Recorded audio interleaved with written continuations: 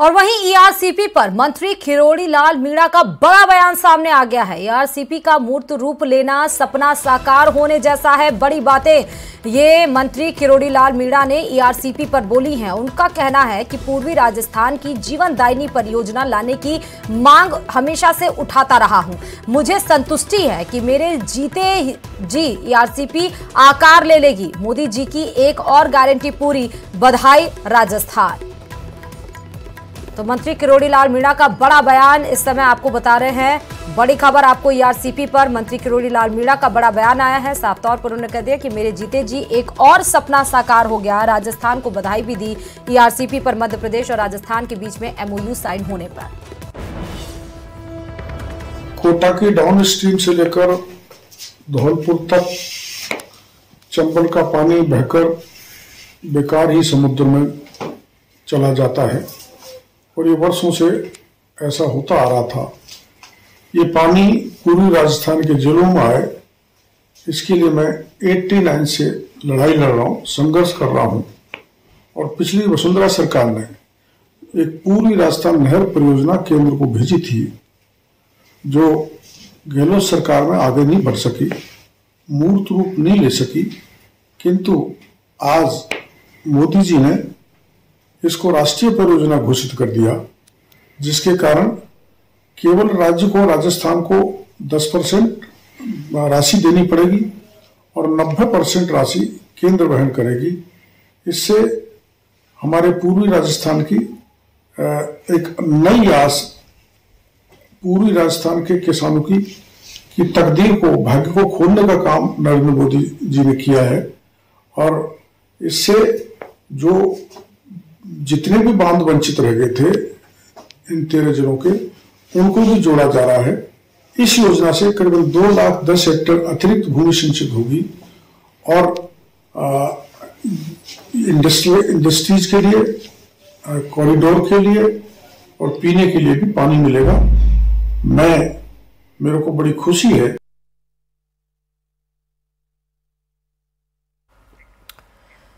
और वहीं ईआरसीपी पर एमओयू साइन होने के बाद भरतपुर में मुख्यमंत्री आवास पर आतिशबाजी की गई। आतिशबाजी के साथ ही बीजेपी नेताओं ने जवाहर नगर स्थित सीएम भजनलाल शर्मा के आवास पर पटाखे फोड़कर अपनी खुशी भी मनाई। एक दूसरे को मिठाई खिलाई गई। बीजेपी नेता शैलेश कौशिक, भगवान दास शर्मा सहित अन्य लोगों ने कहा कि बीजेपी ने जो कहा वो करके दिखाया। अब भरतपुर सहित 13 जिलों को लाभ मिलेगा।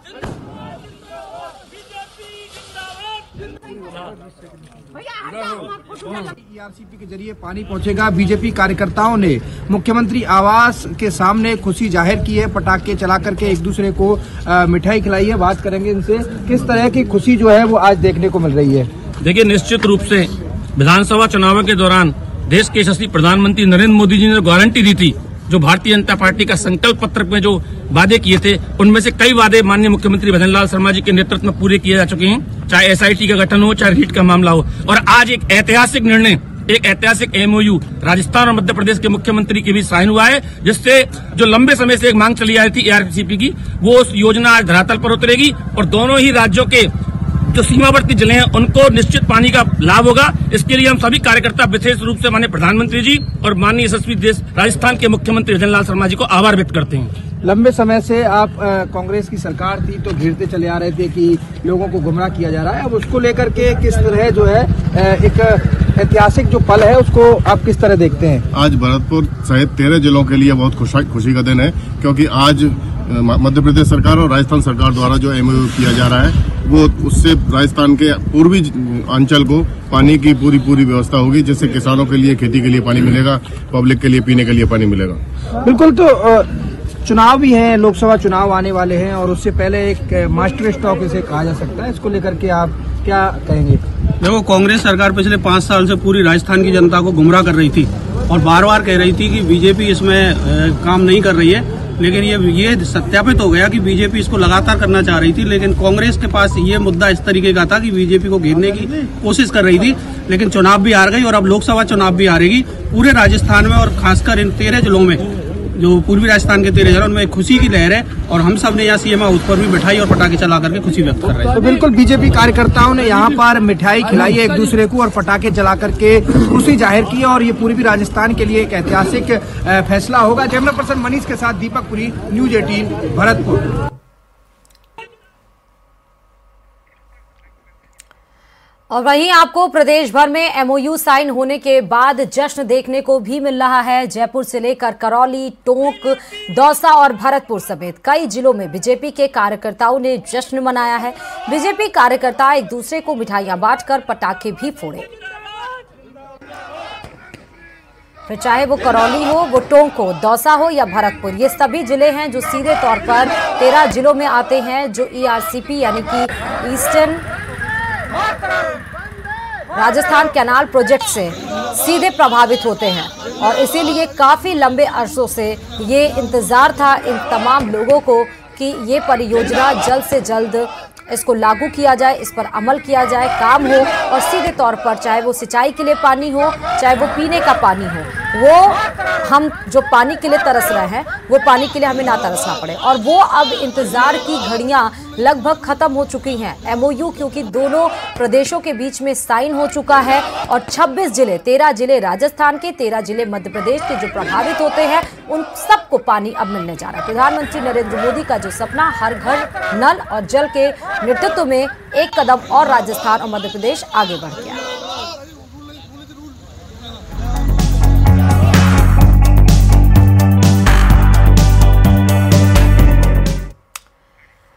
और चलिए आपको लेकर चलते हैं मोदी सर की क्लास में, यानी कि प्रधानमंत्री नरेंद्र मोदी बोर्ड परीक्षा से पहले देश भर के 10वीं और 12वीं क्लास के स्टूडेंट्स के तनाव को कम करने के लिए परीक्षा पे चर्चा करते हैं। और आज परीक्षा पे चर्चा का आयोजन दिल्ली के प्रगति मैदान में भारत मंडपम में किया जाएगा।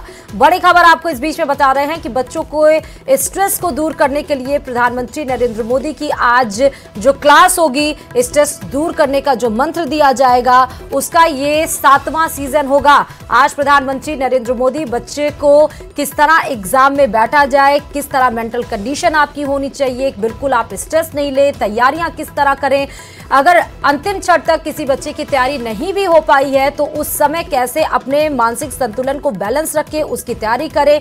और साथ साथ बच्चों के साथ साथ जो उनके पेरेंट्स होते हैं जो मेंटल स्ट्रेस देते हैं बच्चों को कि ये पढ़ लो, टॉप करना है, इतने नंबर लाने, इतने परसेंटेज लाने हैं, उनको भी प्रधानमंत्री नरेंद्र मोदी अपनी क्लास में शिक्षक के साथ शिक्षकों को भी सूत्र देते हैं और साथ ही पेरेंट्स को भी यहां से वो बातें बताते हैं।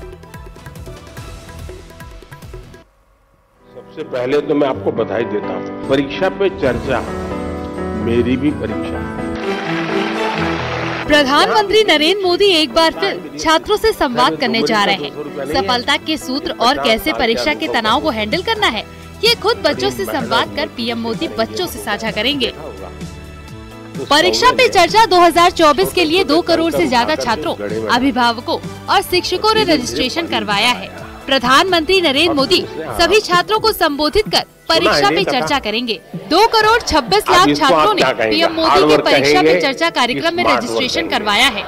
दिल्ली के ITPO में मौजूद भारत मंडपम में सुबह 11 बजे से कार्यक्रम की शुरुआत होगी और पीएम मोदी बोर्ड परीक्षा का सामना करने जा रहे छात्रों से संवाद करेंगे।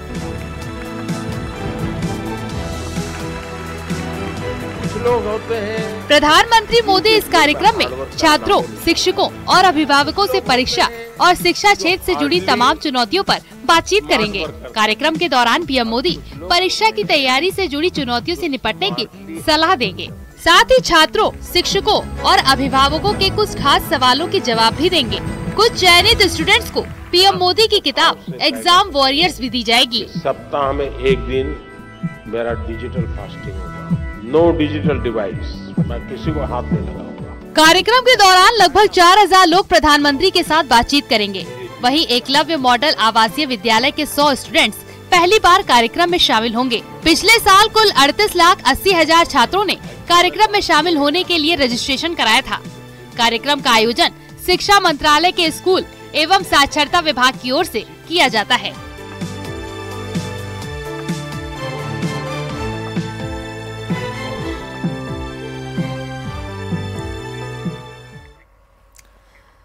और वहीं पीएम मोदी सोमवार को देश भर के 10वीं और 12वीं के छात्रों से बोर्ड परीक्षा को लेकर संवाद करेंगे, जिससे चलते कोटा में भी पीएम के कार्यक्रम को लेकर खास तैयारियां की जा रही हैं।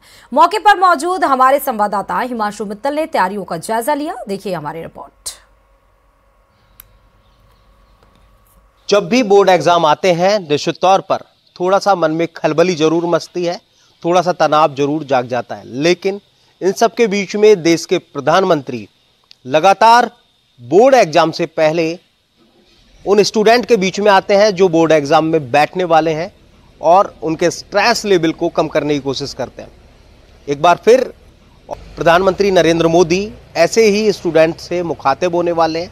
10th और 12th बोर्ड 2024 एग्जाम से पहले उन्हें संबोधित करने वाले हैं और परीक्षा पे चर्चा 2024 पीएम नरेंद्र मोदी की होने वाली है। और इसको लेकर के कोटा में भी एक अलग ही तैयारी जो है वो देखने को मिल रही है। कोटा की अलग अलग लोकेशंस पर इस तरह से कैनोपीज लगाई गई हैं। इस तरह से जो है वो स्टूडेंट्स को एक मैसेज देने के लिए अलग अलग लोकेशंस पर, चाहे वो रेलवे स्टेशन हो, बस स्टैंड हो या कोटा के स्कूल्स हो, पोस्ट ऑफिस, अलग अलग लोकेशंस पर इस तरह की कैनोपीज लगाई गई हैं ताकि स्टूडेंट्स को जो है वो मैसेज दिया जा सके।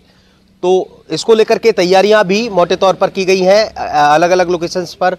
जब प्रधानमंत्री नरेंद्र मोदी संबोधित कर रहे होंगे तो इसका जो सीधा प्रसारण है वो स्टूडेंट्स तक पहुंचाया जाएगा ताकि जो पीएम है उसकी बात को, पीएम की बात को सीधे तौर पर जो स्टूडेंट हैं वो सुन सकें, समझ सकें और वो ट्रिक्स जिसकी साथ में स्ट्रेस का जो लेवल है वो कम हो, उन्हें अपने जहन में उतार सकें और जब बोर्ड के एग्जाम में बैठें तो स्ट्रेस फ्री होकर के बैठें और इसके साथ में बेहतर नतीजे बोर्ड एग्जाम में लेकर के आए। हिमांशु मित्तल, न्यूज़ 18 कोटा। और वहीं इस बीच